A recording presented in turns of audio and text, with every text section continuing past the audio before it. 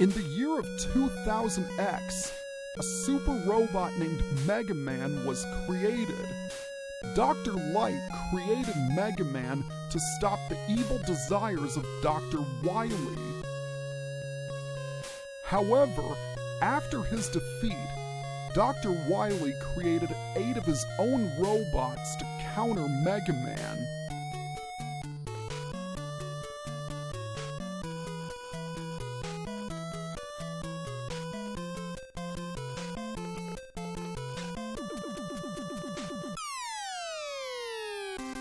What's happening, guys? My name is Adam, aka Speedy Spectrum, and welcome to my Let's Play of Mega Man 2.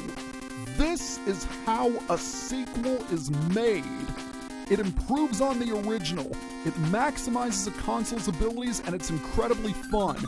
Not to mention one of the greatest video game soundtracks of all time. As you can see, there are 2 difficulty settings, but I'm gonna play on normal because I'm a wuss. Also, Mega Man 2 is widely considered to be the best of the classic series, and I kinda agree with that. Anyway, let's get started. Almost. Starting from Mega Man 2 onwards, there was a password system implemented. No longer were you required to play through the game in one sitting. Using this grid and the series of dots, you can input a password allowing you to jump ahead to a certain point in the game. Now, there was no rhyme or reason for where I placed the dots because I don't have these passwords memorized. And furthermore, we've just started, so we might as well play through the entire game. That's what you wanted to see, am I right? Okay, let's get started for real this time. In the first Mega Man game, there were 6 Robot Masters to take out. From Mega Man 2 onwards, we have 8. Just like last time, you can take them on in any order you choose, and each Robot Master is vulnerable to another's weapon. I, along with many a gamer, tend to go after Metal Man first, for 2 reasons. 1, he looks cool, easily one of my favorite Robot Masters. And 2, his weapon. You'll find out why. Anyways, we're greeted with this awesome track and those gears on the background and the gears on the ceiling and conveyor belts. Ooh, it's so good. And speaking of things that are good, an E-Tank. E-Tanks are a new feature that were implemented in Mega Man 2. Using an E-Tank, you can fully restore your health. However, you can only hold 4 at a time. And they are much rarer than the other items. And where did Mega Man go? Stupid graphical glitches, and that could be a problem when dealing with these guys. Presses. As their name suggests, they like to press down on you and turn Mega Man into Swiss cheese. The best thing to do is bait them into falling and then make your move while they're going back up. Another new enemy, moles. Moles can be quite helpful because they tend to drop health or weapon power-ups or weapon charges, whatever they're called. Weapon power. Let's just leave it at that. But I'm getting ahead of myself. Because the moles appear aplenty, they are excellent for farming.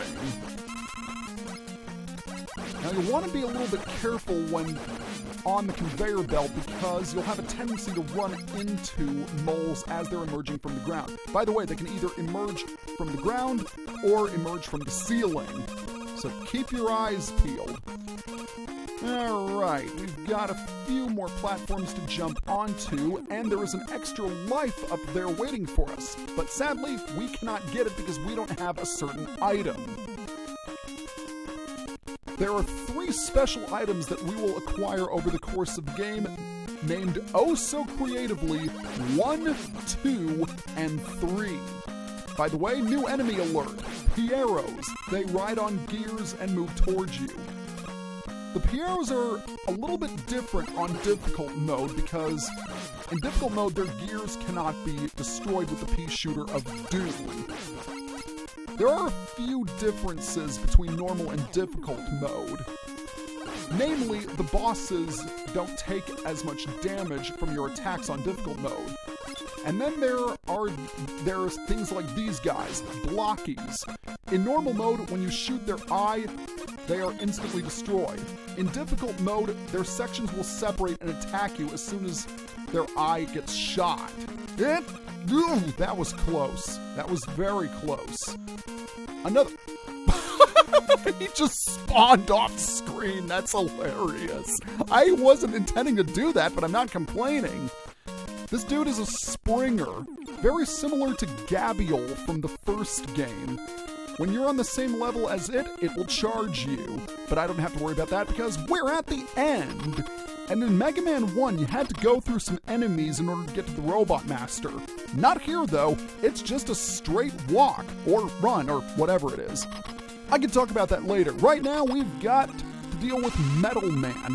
The thing to keep in mind about Metal Man is that he only fires when you fire. And how many blades he throws at you depends on how high he jumps. If he jumps at a small height, he'll only toss one blade at you. If he jumps at a medium height, he'll toss two. And if he jumps up high, he'll throw three of them. One more thing you need to keep in mind is whenever the screen flashes, it means the conveyor belts have changed direction. It's not a tough fight when you get it down, as I've demonstrated, because I really didn't take that many hits.